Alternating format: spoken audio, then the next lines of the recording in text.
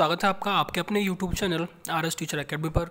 दोस्तों आज की इस वीडियो में हम बात करेंगे यूपी टेट 2016 प्राथमिक स्तर पर बाल विकास एवं शिक्षण विधि के जो प्रश्न पूछे गए थे उसको हम कवर करेंगे। जैसे कि आप जानते हैं 2016 में यूपी टेट 2 बार हुआ था, एक फरवरी में और दूसरा दिसंबर में।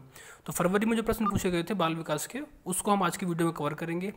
ठीक है, तो स्टार्ट करने से पहले मैं आपसे रिक्वेस्ट करूंगा कि यदि आप चैनल पर नए हैं तो प्लीज़ चैनल को सब्सक्राइब कर लीजिए और वीडियो पसंद आए तो एक लाइक भी कर दीजिए। ठीक है, पहला प्रश्न पूछा गया था, वह मापनी जिसमें अंतराल के समस्त गुण के साथ परम शून्य भी हो कहलाती है। ऑप्शन ए नामित मापनी, ऑप्शन बी क्रमसूचक मापनी, ऑप्शन सी अंतराल मापनी, ऑप्शन डी अनुपात मापनी। तो उसका राइट आंसर होगा ऑप्शन डी अनुपात मापनी। ठीक है, उसको क्या बोलते हैं? अनुपात मापनी बोलते हैं।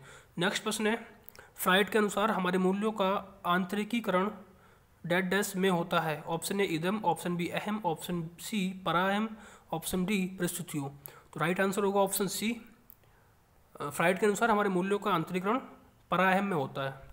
नेक्स्ट प्रश्न है, व्यवहारवादी डैश डैश ने कहा है मुझे नवजात शिशु दे दो, मैं उसे डॉक्टर, वकील, चोर या जो चाहे बना सकता हूँ। तो किसने कहा है ये? Option A Freeman, option B Newman, option C Watson या फिर ऑप्शन डी होल्जिंगर। तो ये कहा है वॉटसन ने। Option C is the right answer. Next प्रश्न है, ध्यान आकर्षित होने में डैश डैश की प्रमुख भूमिका होती है।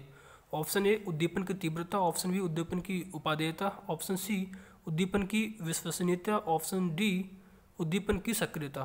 तो राइट आंसर होगा ऑप्शन ए उद्दीपन की तीव्रता ध्यान आकर्षित होने में काफ़ी महत्वपूर्ण भूमिका निभाती है। नेक्स्ट प्रश्न है, डैश डैश छात्र में रुचि उत्पन्न करने की कला है। ऑप्शन ए शिक्षण, ऑप्शन बी सहानुभूति, ऑप्शन सी समदृष्टि, ऑप्शन डी प्रेरणा।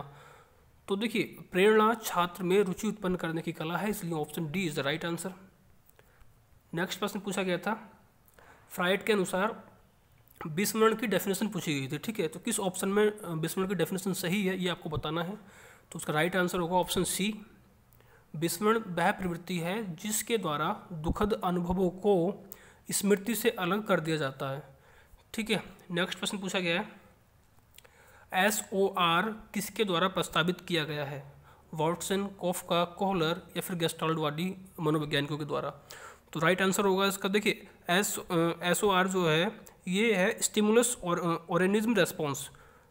ये जो है अमेरिकी वैज्ञानिक वुडवर्थ के द्वारा प्रस्तावित किया गया था, जो कि किसी भी ऑप्शन में नहीं था, तो इसलिए ये क्वेश्चंस गलत था। ठीक है, ऑप्शंस जो है गलत दिए गए थे इसमें।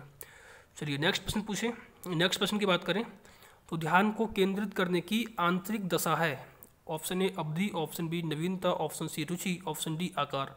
तो ध्यान को केंद्रित करने की जो आंतरिक दशा है उसको बोलते हैं रुचि, यानी कि option C is the right answer. Next प्रश्न है, एक परिस्थिति में अर्जित ज्ञान का दूसरी परिस्थिति में उपयोग कहलाता है। ऑप्शन ए सीखने की विधियाँ, ऑप्शन बी सीखने में स्थानांतरण, ऑप्शन सी सीखने में पठार, ऑप्शन डी सीखने में रुचि। तो देखिए इसका राइट आंसर होगा आपका ऑप्शन बी। एक परिस्थिति में अर्जित ज्ञान का दूसरी परिस्थिति में हम यूज़ करते हैं उसको बोलते हैं सीखने में स्थानांतरण। ठीक है, option B is the right answer. Next प्रश्न है, अनुभव द्वारा व्यवहार में परिवर्तन कहलाता है। स्मृति, सीखना, प्रेरणा या फिर चिंतन। तो राइट आंसर होगा ऑप्शन बी सीखना। अनुभव के द्वारा व्यवहार में परिवर्तन ही सीखना है। नेक्स्ट प्रश्न है, सांख्यिकी में वह रेखा चित्र जिसमें आवृत्तियों को स्तंभों द्वारा प्रदर्शित किया जाता है कहलाता है। ऑप्शन ए स्तंभाकृति, ऑप्शन बी आवृत्ति बहुभुज, ऑप्शन सी संचय आवृत्ति, ऑप्शन डी रेखा चित्र। तो उसका राइट आंसर होगा ऑप्शन ए स्तंभाकृति। नेक्स्ट प्रश्न है, विकास की किस अवस्था में बुद्धि का अधिकतम विकास होता है? बाल्यावस्था, शैशवावस्था, किशोरावस्था या फिर प्रौढ़ावस्था। तो देखिए बाल्यावस्था, किशोरावस्था, शैशवावस्था, प्रौढ़ावस्था। तो इसमें से राइट आंसर होगा आपका ऑप्शन सी। किशोरावस्था में बुद्धि का अधिकतम विकास होता है। नेक्स्ट प्रश्न है, शिशु का अधिकांश व्यवहार आधारित होता है। ऑप्शन ए मूल प्रवृत्ति पर, ऑप्शन बी नैतिकता पर, ऑप्शन सी वास्तविकता पर या फिर ऑप्शन डी ध्यान। तो राइट आंसर होगा ऑप्शन ए, शिशु का अधिकांश व्यवहार मूल प्रवृत्ति पर आधारित होता है। नेक्स्ट प्रश्न है, अंतर्दृष्टि या सूझ द्वारा सीखने के सिद्धांत में कोहलर ने प्रयोग किया था किस पर? कुत्ते पर, वनमानुषों पर, बिल्ली पर या चूहों पर। तो राइट आंसर होगा ऑप्शन बी कॉलर ने अपने अंतर्दृष्टि या सूझबूझ के सिद्धांत में वनमानुष पर प्रयोग किया था, जिसमें जो चिंपैंजी नाम का एक बंदर था, ठीक है, चिंपैंजी जिसका नाम था सुल्तान, तो उस पर इन्होंने अपना प्रयोग किया था। ठीक है, नेक्स्ट प्रश्न है, यह आवश्यक नहीं है कि उच्च बुद्धि लब्धि वाले बच्चे डैश में भी उच्च होंगे। तो यहाँ क्या आएगा? ऑप्शन ए सृजनशीलता, ऑप्शन बी अध्ययन, ऑप्शन सी विश्लेषण करने, ऑप्शन डी अच्छे अंक प्राप्त करने। तो देखिए, यह आवश्यक नहीं है कि उच्च बुद्धि लब्धि वाले बच्चे सृजनशीलता में भी उच्च होंगे। Option A is the right answer. Next प्रश्न है, अधिगम में डैश ने प्रभाव का नियम दिया था। प्रभाव का नियम किसने दिया था? पावलोव, स्किनर, वाटसन या थॉर्नडाइक। तो आप जानते हैं थॉर्नडाइक ने जो अधिगम में प्रभाव 3 नियम दिए थे, जिसमें तत्परता का नियम, प्रभाव का नियम, अभ्यास का नियम। ठीक है, तो उसका राइट आंसर होगा ऑप्शन डी, थॉर्नडाइक। नेक्स्ट प्रश्न है, निम्न में से किस विधि का उपयोग स्मृति के मापन के लिए नहीं किया जाता है? ऑप्शन ए प्रत्याहरण विधि, ऑप्शन बी तार्किक विधि, ऑप्शन सी पहचान विधि, ऑप्शन डी पुनः सीखना विधि। तो उसका राइट आंसर होगा ऑप्शन बी, तार्किक विधि। ठीक है, नेक्स्ट प्रश्न है, प्रासंगिक अंतर्बोध परीक्षण यानी कि TAT का विकास किसके द्वारा किया गया था? साइमंड, होल्ट्जमैन, मरे नहीं होगा, मुर्रे होगा। ठीक है, और लास्ट डी बेलक। तो राइट आंसर होगा option C, Murray, SA Murray द्वारा किया गया था इसका TAT का विकास। ठीक है, नेक्स्ट प्रश्न है, मनोविज्ञान का शिक्षा के क्षेत्र में सबसे बड़ा योगदान है? विषय केंद्रित शिक्षा, शिक्षक केंद्रित शिक्षा, क्रिया केंद्रित शिक्षा या फिर बाल केंद्रित शिक्षा। तो मनोविज्ञान का शिक्षा के क्षेत्र में सबसे जो महत्वपूर्ण योगदान है वो है बाल केंद्रित शिक्षा। Option D is the right answer. Next प्रश्न है, निम्नलिखित में से कौन सा बुद्धि और विकास के सिद्धांतों से संबंधित नहीं है? ऑप्शन ए निरंतरता का सिद्धांत, ऑप्शन बी वर्गीकरण का सिद्धांत, ऑप्शन सी समन्वय का सिद्धांत या फिर ऑप्शन डी वैयक्तिकता का सिद्धांत। तो देखिए, बुद्धि और विकास के सिद्धांत की अगर हम बात करें तो निरंतरता का सिद्धांत, समन्वय का सिद्धांत और वैयक्तिकता का सिद्धांत, ये तीनों ही बुद्धि और विकास से संबंधित सिद्धांत हैं, जबकि वर्गीकरण का सिद्धांत संबंधित नहीं है। ठीक है, option B is the right answer.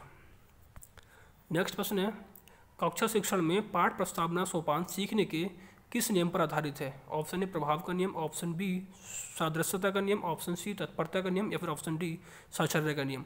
तो ये जो आधारित है ये है तत्परता का नियम। Option C is the right answer. ठीक है, नेक्स्ट प्रश्न है, संप्रत्यय निर्माण का प्रथम सोपान है सामान्यीकरण, विभेदीकरण, प्रत्यक्षीकरण या पृथक्करण। तो राइट आंसर होगा ऑप्शन सी प्रत्यक्षीकरण। नेक्स्ट प्रश्न है, प्रेक्षणात्मक अधिगम संप्रत्यय किसके द्वारा दिया गया था? टॉलमैन, बेंडूरा, थॉर्नडाइक या कॉलर। तो राइट आंसर होगा ऑप्शन बी बेंडूरा।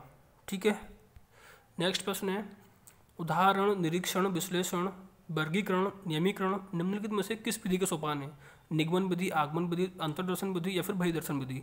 तो उसका राइट आंसर होगा आपका ऑप्शन बी अधिगम। जो उदाहरण है ये आगमन विधि के अंतर्गत आता है। ठीक है, नेक्स्ट प्रश्न पूछा गया था, अवधान के आंतरिक अथवा व्यक्तिनिष्ठ निर्धारक हैं? ऑप्शन ए रुचि, लक्ष्य, अभिवृत्ति, उद्दीपक, वस्तु, प्रविधि, प्रकाश, ध्वनि, गंध, पुरस्कार, दंड, प्रोत्साहन। तो देखिए, अवधान के आंतरिक अथवा व्यक्तिनिष्ठ निर्धारक की अगर हम बात करें तो ये होते हैं आपका रुचि, लक्ष्य और अभिवृत्ति।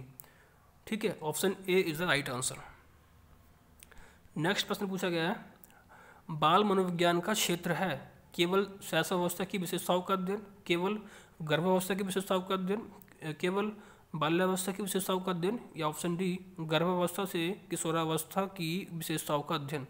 तो बाल विकास के अंतर्गत हम गर्भावस्था से लेकर किशोरावस्था तक की जितनी भी विशेषताएं होती हैं उन सभी का अध्ययन करते हैं। तो option D is the right answer. Next प्रश्न पूछा गया है, वह अवस्था जो कि माता के 21वें गुणसूत्र जोड़े के अलग ना हो पाने के कारण होती है कहलाती है? Down syndrome, Klinefelter syndrome, Turner syndrome या फिर विल्सन सिंड्रोम। तो देखिए, ये जो स्थिति है ये कहलाती है आपकी down syndrome. Option A is the right answer. Next प्रश्न है, कॉलबर्ग के अनुसार किस अवस्था में नैतिकता बाह्य कारकों द्वारा निर्धारित होती है? ऑप्शन ए पूर्व पारंपरिक अवस्था, ऑप्शन बी पारंपरिक अवस्था, ऑप्शन सी पश्चात पारंपरिक अवस्था या फिर ऑप्शन डी उपरोक्त में से कोई नहीं। तो कॉलबर्ग के अनुसार पूर्व पारंपरिक अवस्था में नैतिकता बाह्य कारकों पर प्रभावित होती है। Option A is the right answer. Next प्रश्न है, निम्नलिखित में से कौन सा एक सही क्रम है? अंडाणु, शुक्राणु, ब्लास्टोसिस्ट और युग्मनज, इन चारों का एक सही क्रम कौन सा होगा, ये आपको बताना था। तो उसका राइट आंसर होगा आपका ऑप्शन डी, अंडाणु, शुक्राणु, युग्मनज और ब्लास्टोसिस्ट। देखिए ये जो प्रक्रिया है ये निषेचन से संबंधित है, जिसमें सबसे पहले जो गर्भाधान क्रिया होती है उसके दौरान पहले अंडाणु एवं शुक्राणु आपस में मिलते हैं और इनके मिलने से युग्मनज का निर्माण होता है, ठीक है। और उसके बाद ब्लास्टोसिस्ट क्रिया के द्वारा शिशु का निर्माण होता है। Option D is the right answer. Next और लास्ट प्रश्न है, अंतर्मुखी, बहिर्मुखी तथा उभयमुखी व्यक्तित्व का वर्गीकरण किसके द्वारा किया गया है? Option A Kretschmer, option B Jung, option C Sheldon या फिर ऑप्शन डी स्प्रेंजर। तो राइट आंसर होगा ऑप्शन बी, युंग। युंग के द्वारा, देखिए ये युंग एक स्विट्जरलैंड के मनोवैज्ञानिक हैं और इन्होंने मनोवैज्ञानिक गुणों के आधार पर व्यक्तित्व का वर्गीकरण किया है 3 भागों में। कौन कौन से?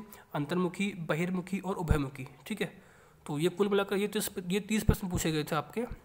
आई होप आपको वीडियो पसंद आई होगी, कुछ ना कुछ सीखने को मिला होगा। तो चलिए मिलते हैं एक नई वीडियो में, तब तक के लिए नमस्कार, जय हिंद, जय भारत।